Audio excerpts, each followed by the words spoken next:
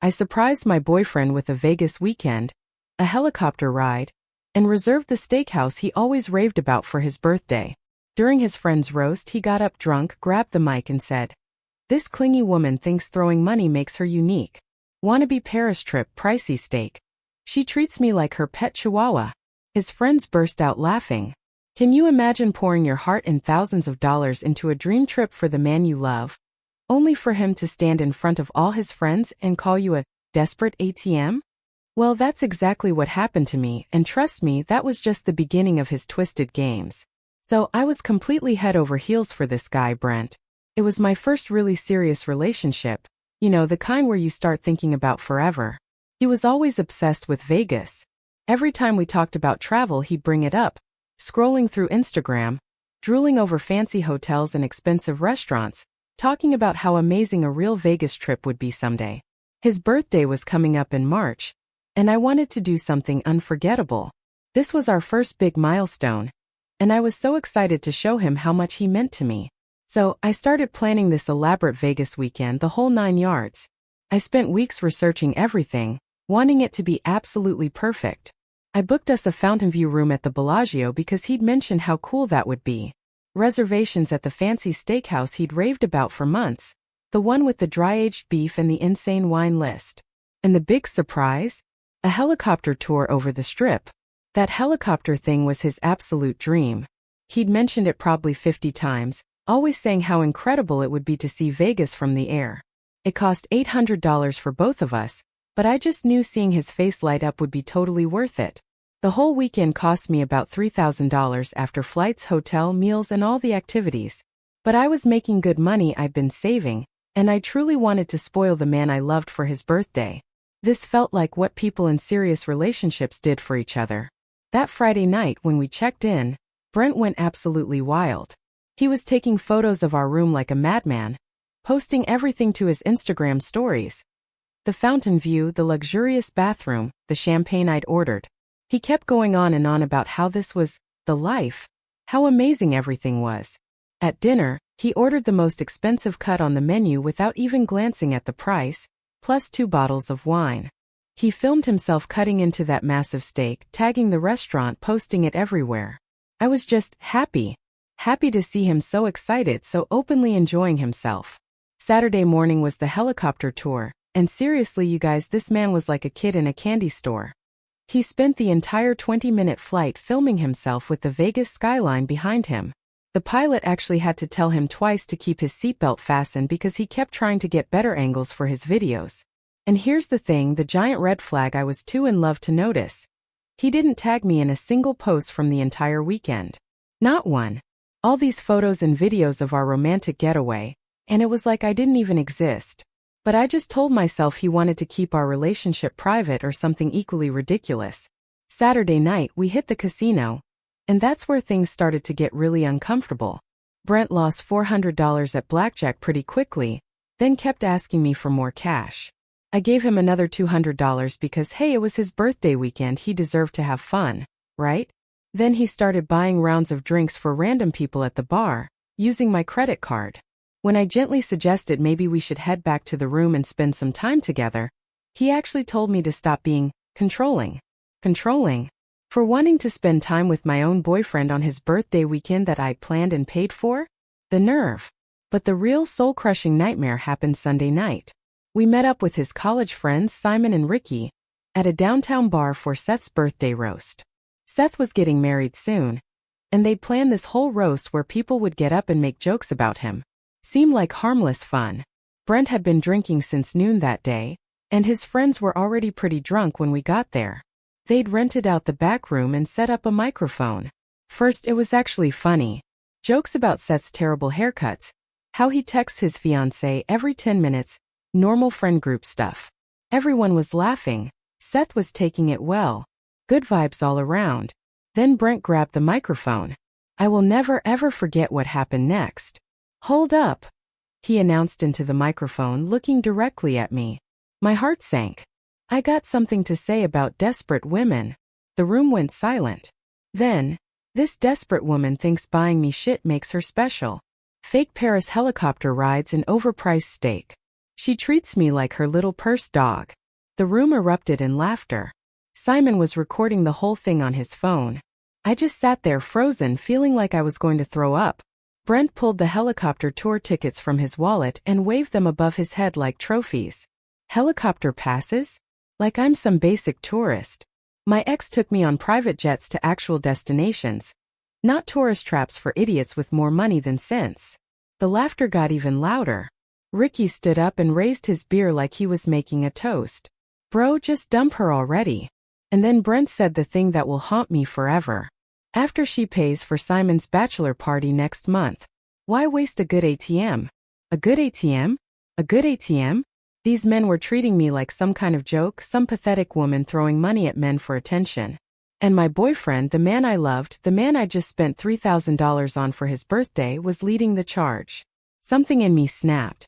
I stood up, walked over to where Brent was standing, and took the microphone from his hand. You're right about one thing, I said, my voice steady despite the rage burning inside me. I looked him dead in the eyes. Dogs are loyal. You're more like a parasite. And parasites always crawl back on their knees when their host cuts them off. I set the microphone down and walked out of that bar with every ounce of dignity I had left. Brent followed me to the parking lot, suddenly sober, stumbling over apologies. But I was done. I got in my car and drove home alone. He took an Uber. Monday morning he texted me asking if I was still mad. Like I was overreacting to some minor disagreement. Tuesday he called twice. I didn't answer. Wednesday he showed up at my office with grocery store flowers and gas station coffee, trying to apologize. I told security I didn't want to see him. By Friday he was leaving these pathetic voicemails about how drunk he was, how his friends pressured him, how he never meant any of it. He promised to pay me back for Vegas and take me somewhere nice. The voicemails got longer and more desperate each day. 2 weeks later he was still calling. He left this message about Simon's bachelor party coming up, asking if we could talk about it. He mentioned deposits had already been made based on my previous agreement to help with expenses. My previous agreement? I had never agreed to pay for anyone's bachelor party, but apparently Brent had been telling his friends that I would. 3 weeks after Vegas, this man showed up at my apartment building at 11 p.m. on a Thursday night. My security guard called up to ask if I wanted to see him. I could see him through my window, pacing back and forth on the sidewalk like a lost dog. He looked exactly like what he was. A parasite who just realized his free ride was over. I told security not to let him up. I watched him pace for 20 minutes before he finally left. He called me 6 times that night. I didn't answer any of them. Turns out Simon's bachelor party was real, and the deposits Brent had mentioned were real too.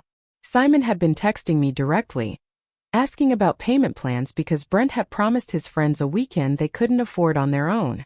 This man had been planning to use me as his personal ATM for his friends' entertainment. And when I refused to play along, suddenly I was the crazy ex who couldn't take a joke. But I wasn't done with Brent yet. Not even close. He wanted to humiliate me in front of his friends and then expect me to keep funding his lifestyle? Oh, he was about to learn exactly what happens when you bite the hand that feeds you. You guys, the response to what happened was insane. Some of you called me savage, others said I should have dumped his ass way sooner. And honestly, you're all right. Shout out to whoever said parasites always show their true nature when the money stops flowing. You nailed it. So here's what happened after I left Brent pacing outside my building like a lost puppy. The very next morning, Friday, my phone started buzzing at 6 a.m. Not just calls. This fool was texting me paragraphs long, desperate essays about how he was going through something, and how his friends bring out the worst in him. He swore up and down that the Vegas weekend meant everything, and that he was planning to surprise me with something special to show his appreciation. I screenshotted every single message but didn't respond to any of them. Then Simon started blowing up my phone. Apparently, Brent had been telling all his friends that I was just taking time to cool off, and that everything was still on track for the bachelor party. Simon was texting me about hotel preferences and asking if I wanted to upgrade their rental car to something more fun. The audacity of these grown men expecting me to fund their boys' weekend after what Brent pulled. I decided it was time for Brent and me to have a real conversation. Not these pathetic voicemails and text walls, but face to face where he couldn't hide behind his phone screen. So I texted him back for the first time in over a week. We need to talk. Meet me at the coffee shop on 5th Street tomorrow at 2 p.m. He responded within 30 seconds. Yes. Thank you. I'll be there. I love you so much. I wanted to throw my phone across the room. Saturday rolled around, and I got to the coffee shop 15 minutes early. The second he saw me, his whole face lit up like I was his salvation. He practically ran over to my table and immediately started word-vomiting apologies before he even sat down. How sorry he was, how drunk he'd been, how his friends were jealous of what we had and were trying to sabotage us.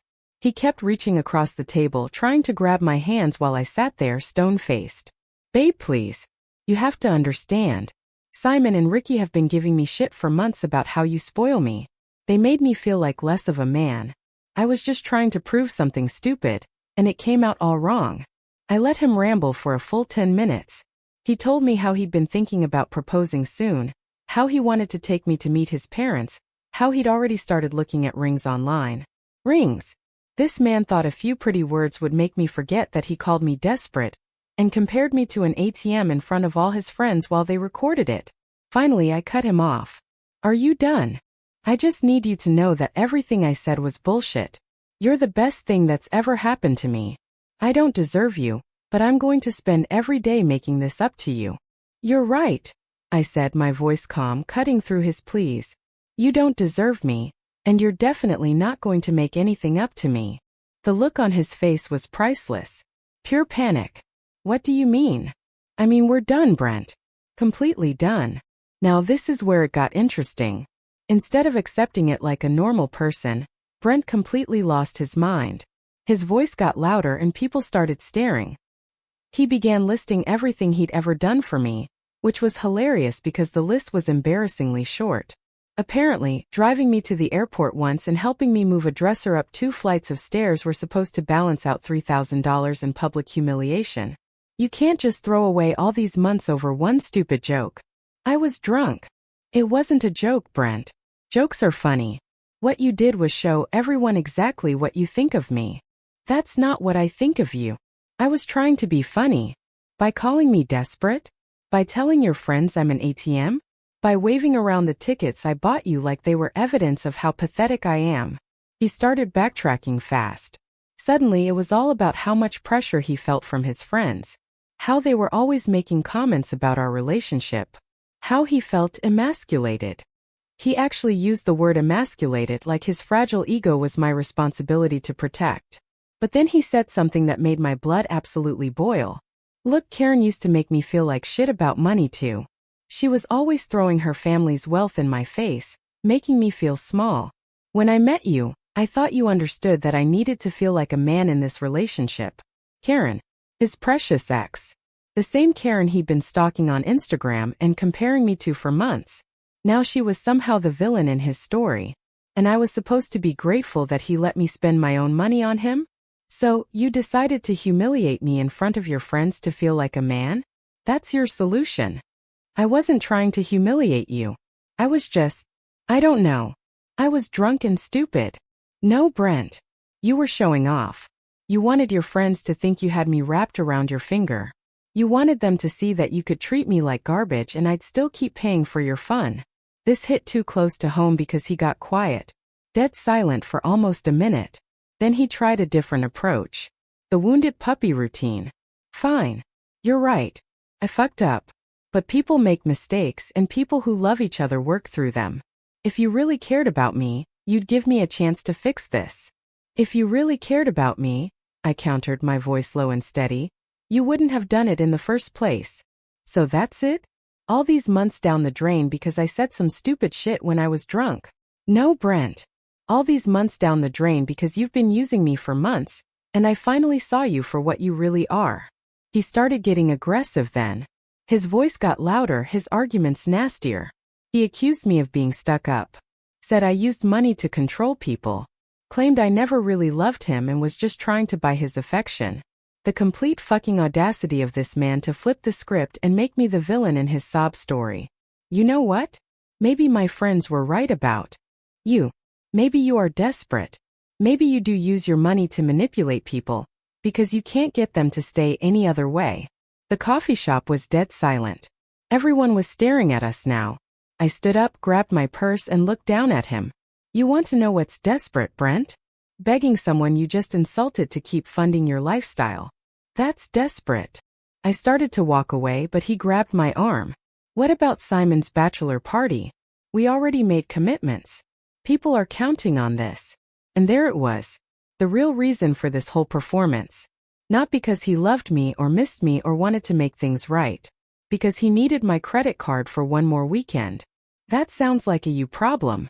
You can't just leave me hanging like this. I already told everyone it was handled. Then you better figure out how to handle it yourself. I walked out of that coffee shop feeling like a goddamn queen. But the story doesn't end there because apparently, Brent still didn't get the message. Sunday night he showed up at my apartment again. This time he brought reinforcements. Simon and Ricky were with him, and they all looked like they'd been drinking. My doorman called up and asked if I wanted to see them, and I told him, absolutely not. But these idiots didn't leave. They stayed outside my building for 2 hours. I could see them from my window taking turns trying to call me and pacing around like lost puppies. Neighbors were staring. It was embarrassing as hell. Finally, my doorman came up personally to tell me that other residents were complaining and asking if I wanted him to call the cops. I told him to give them one warning to leave, and if they didn't, then yes, call the police. That got them moving. Monday morning, I woke up to 17 missed calls and a dozen text messages from all 3 of them. Brent was still doing his apologetic routine, but Simon and Ricky were taking a different approach. Simon's messages were trying to convince me that Brent was going through a rough patch, and that I should be more understanding. Ricky was more direct. He basically told me I was being dramatic, that guys say stupid shit when they drink, and I needed to get over it. But here's the thing that's got me absolutely raging. I found out through a mutual friend that these assholes have been telling people that I'm the crazy one, that I overreacted to a harmless joke, and that I'm holding the bachelor party hostage because I'm bitter about the breakup. They're literally spinning this like I'm the villain, like I'm some psycho ex who can't take a joke and is now trying to ruin everyone's fun out of spite. Oh, I'm about to show these boys what spite actually looks like. You guys, this situation has escalated in ways I never could have imagined. I'm actually shaking as I type this. So remember how my last post ended with Brent and his friends harassing me outside my building until security threatened to call the cops? Well, I thought that was rock bottom. I was wrong. Tuesday evening I was finally feeling somewhat normal again. I'd been ignoring their constant calls and texts since Monday, and I thought maybe they were finally getting the message that I wasn't going to change my mind about the bachelor party funding. I decided to make myself a nice dinner. Pasta with some wine, loud music playing while I cooked. It felt good to be in my own space doing normal things, trying to move on from this whole mess. I was in the kitchen stirring the sauce when I heard a noise from my living room.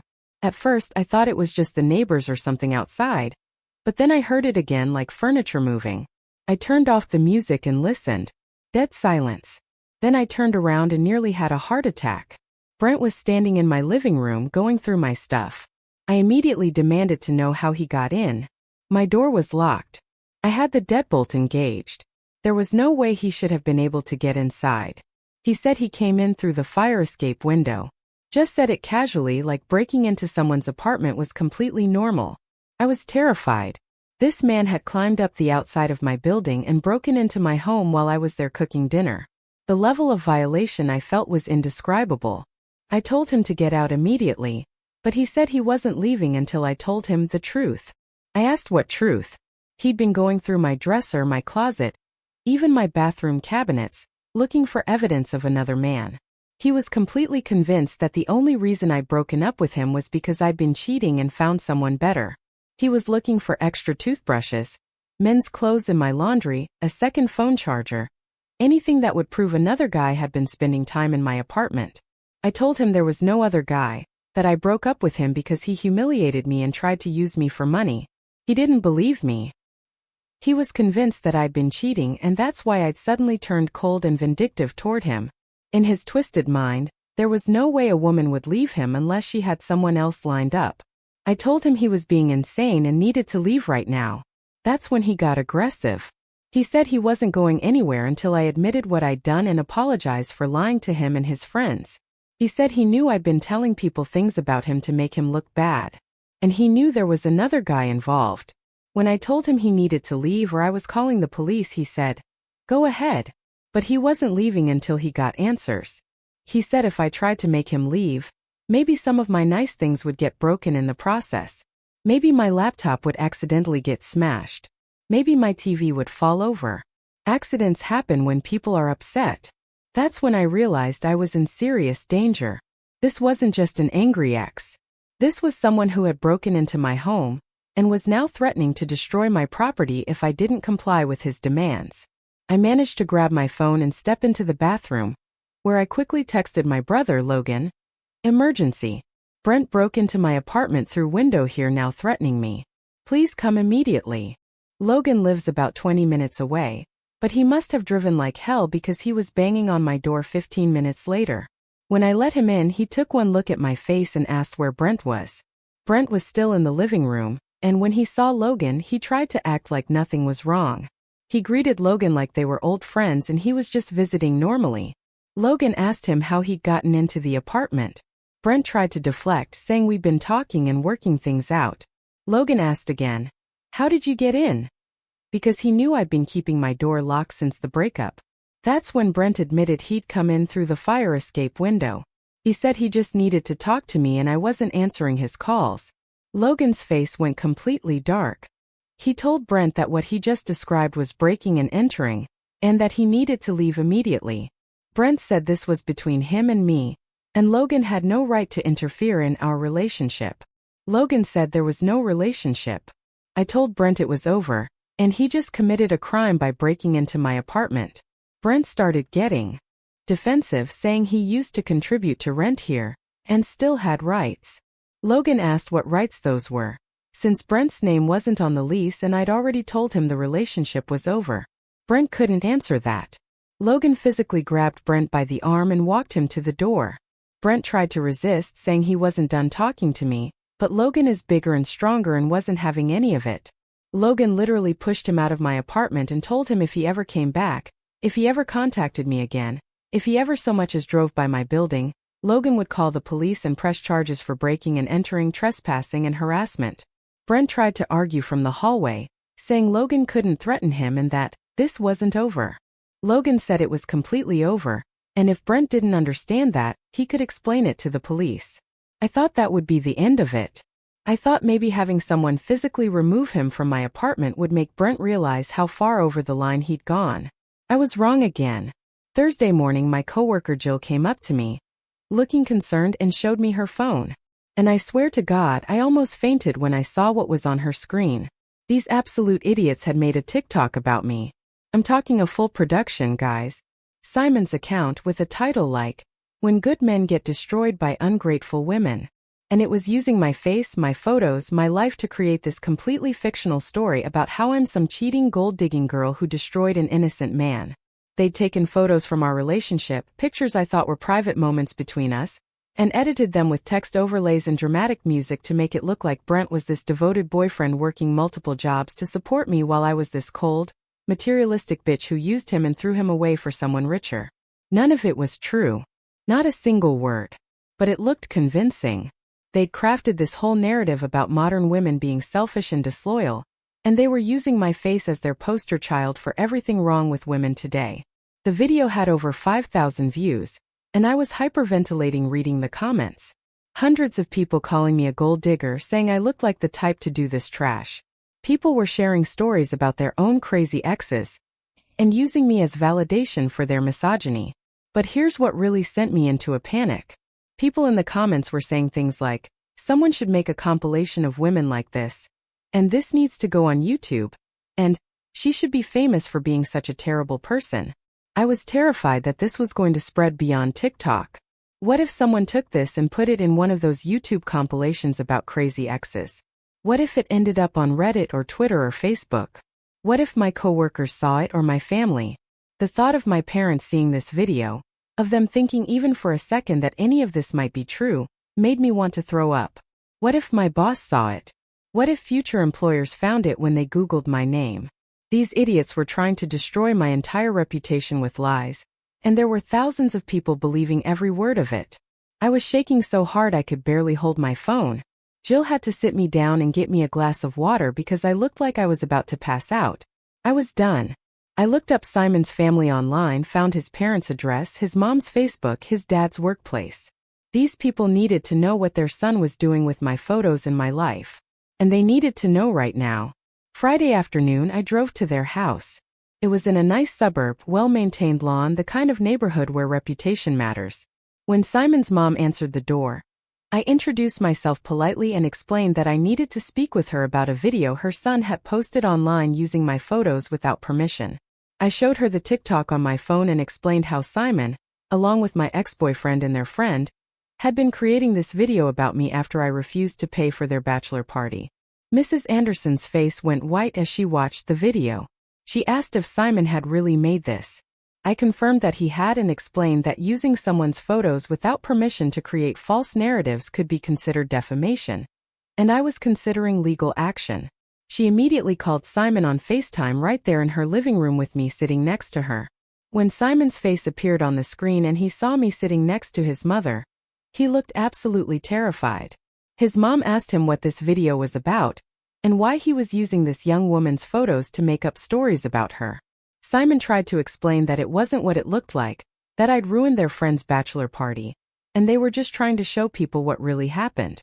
His mom said she didn't care what happened with any party. She wanted to know if he'd used my photos without permission to make up lies about me cheating on my boyfriend. Simon admitted they were trying to show people what kind of person I really was. His mom asked if he was making up stories about me being unfaithful and materialistic using pictures from my personal life.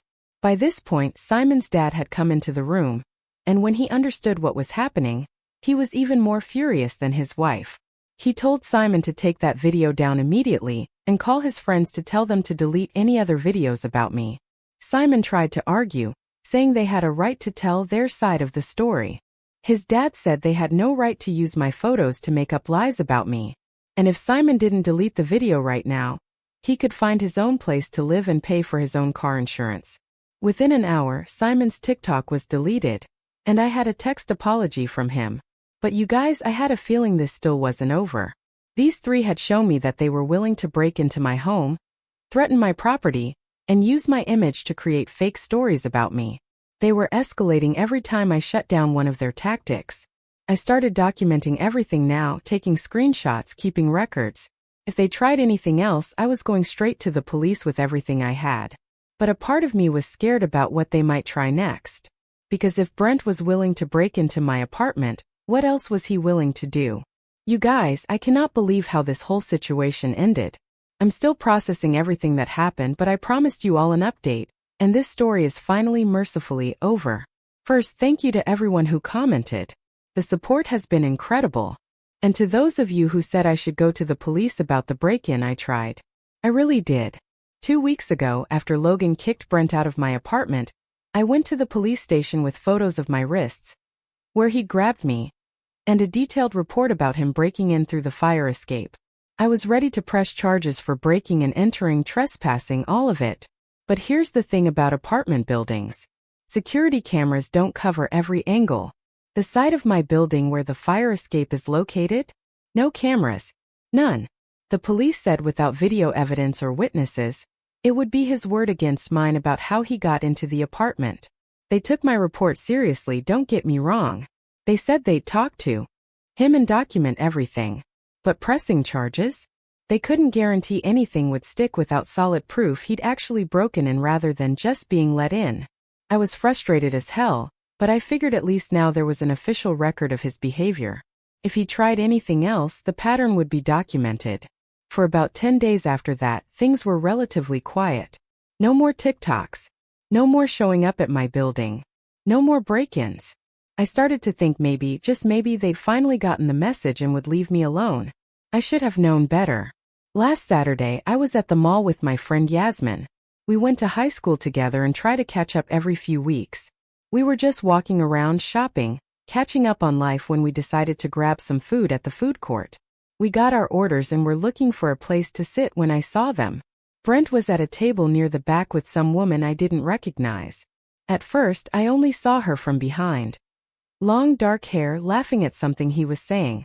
He was being all flirty with her, playing with her hair, trying to tickle her sides.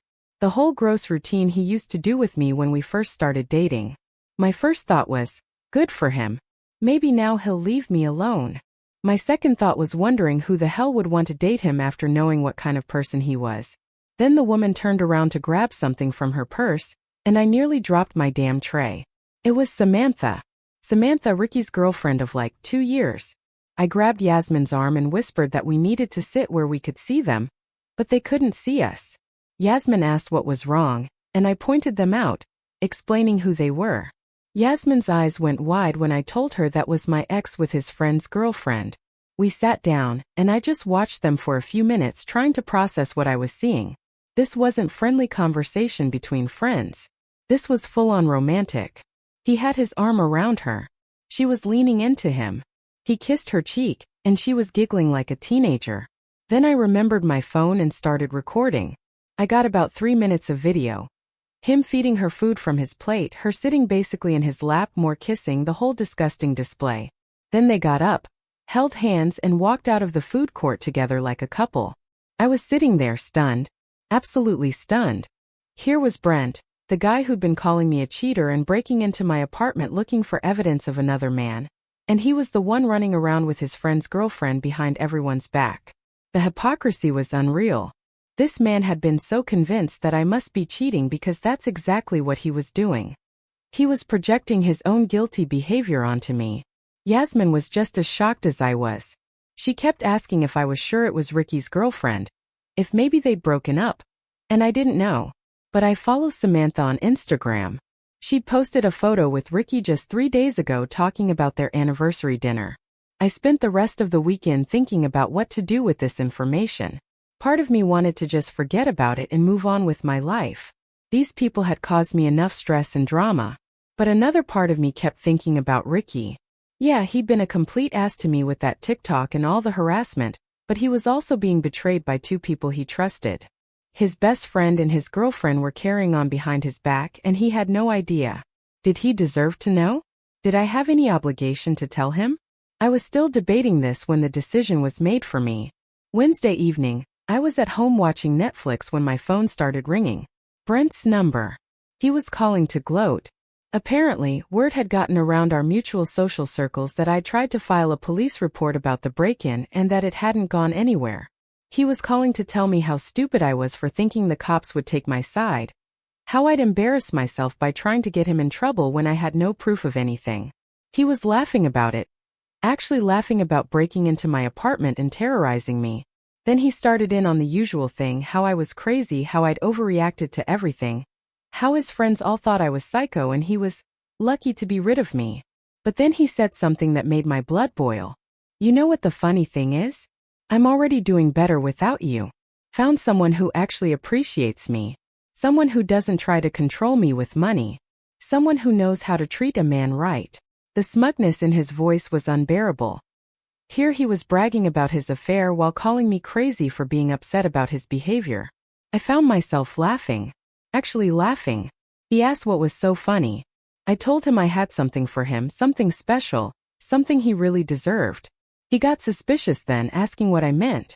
I said he'd find out at midnight, that he was going to get exactly what was coming to him. He tried to get me to explain, but I just hung up. At 11:58 p.m. I sent the video. Not to Brent. To Ricky. I sent it with a simple message. Thought you should know. I'm sorry you're finding out this way. Then I turned off my phone and went to bed. I didn't turn my phone back on until noon the next day. And when I did, it was chaos. 40 missed calls, 35 text messages, voicemails from Brent, from Simon, from Ricky, even from Samantha. Apparently, Ricky had gone straight to Brent's apartment after getting the video. I don't know all the details of what happened, but from the voicemails, it was clear there had been a major confrontation. Ricky was devastated. His voicemail to me was him crying, thanking me for telling him, saying he had no idea, and asking if I knew how long it had been going on. Brent's voicemails were pure rage. He was screaming about how I'd ruined his life, how I was vindictive, how I destroyed his friendship with Ricky, over my own petty revenge. Simon's messages were trying to play peacemaker, saying everyone needed to calm down and work this out like adults. Samantha's messages were begging me not to tell anyone else, saying it wasn't what it looked like, that she and Ricky were having problems and she'd made a mistake. But the most interesting messages were the ones that came later in the day. Apparently, after confronting Brent, Ricky had gone home and confronted Samantha. She'd confessed that the affair had been going on for over a month, since before the Vegas trip, since before Brent and I had even broken up, which meant Brent had been cheating on me while I was paying for his birthday weekend, while I was planning nice things for us, while he was calling me desperate and clingy behind my back. The timeline was becoming clear.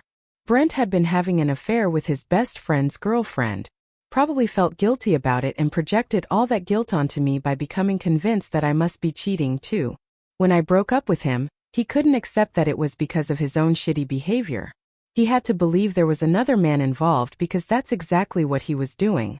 By Thursday evening, their entire friend group was in chaos. Ricky had broken up with Samantha and wasn't speaking to Brent. Simon was trying to stay neutral but was clearly uncomfortable with the whole situation. Other friends were taking sides, asking questions, demanding to know who knew what and when. Friday morning, I got one final call from Brent. He asked if I was happy now that I'd destroyed everything. I told him I hadn't destroyed anything. I just shown people the truth about what he was doing. He said it wasn't supposed to happen like this, that things with Samantha just got complicated, and he never meant for anyone to get hurt. I asked him how long he'd been planning to cheat on me. He said it wasn't like that feelings just developed over time, and he didn't know how to handle it. I asked if he was cheating on me during the Vegas trip. Long silence. Then he admitted that he and Samantha had been talking for weeks before Vegas, that they had kissed for the first time the night before we left for the trip. So there it was. While I was planning his birthday weekend, booking helicopter tours, making dinner reservations, spending $3,000 to make him happy, he was already involved with someone else. The Vegas humiliation, the breaking and entering, the TikTok campaigns, all of it. It was coming from a man who had been betraying me from the beginning, and was too much of a coward to just break up with me. Honestly, I told him that if he'd just been honest from the start, none of this would have happened. If he just said he had feelings for someone else instead of taking my money, and then humiliating me in public, we could have ended things civilly. I told him I didn't care about his apologies anymore. The time for apologies was 2 months ago when he could have made different choices. Then I hung up and blocked his number for good. It's been a week since all of this went down, and I'm finally starting to feel like I can move on with my life. Ricky and Samantha are done. She moved out of their shared apartment and is apparently staying with friends while looking for her own place. Sometimes the trash really does take itself out. You just have to be patient enough to let it happen. It's finally over, and I can honestly say I'm happier now than I've been in months. So what do you guys think? Have you ever dealt with someone so utterly manipulative and hypocritical? I really want to know your thoughts on how I handled this.